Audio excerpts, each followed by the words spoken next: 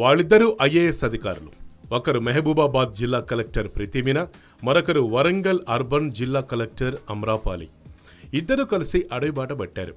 బయ్యారం అడవుల్లో తిరిగారు. సరదాకి అయినా 12 కిలోమీటర్లు నడిచారు.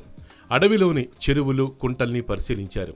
పచ్చని చెట్ల మధ్య తిరుగుతూ ఫారెస్ట్లోని ప్రకృతిని ఎంజాయ్ చేశారు. చాలా ఉల్లాసంగా, ఉత్సాహంగా ఇద్దరు కలెక్టర్లు పోటీపడి మరీ నడిచారు.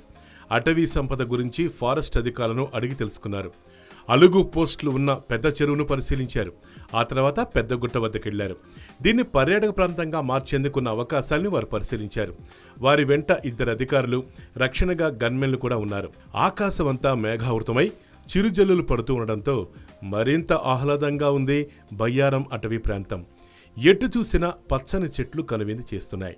ఈ టైంలో 2 జిల్లాల కలెక్టర్లు అడవిలోకి రావటం, ఉల్లాసంగా నడుస్తుండటంతో మిగతా అధికారులు, సిబ్బంది వారితో పోటీ పడలేకపోయారు. తెలంగాణ రాష్ట్రంలోని 2 జిల్లాల కలెక్టర్ల అడవి బాట ఫోటోలు ఇప్పుడు సోషల్ మీడియాలో వైరల్ అయ్యాయి.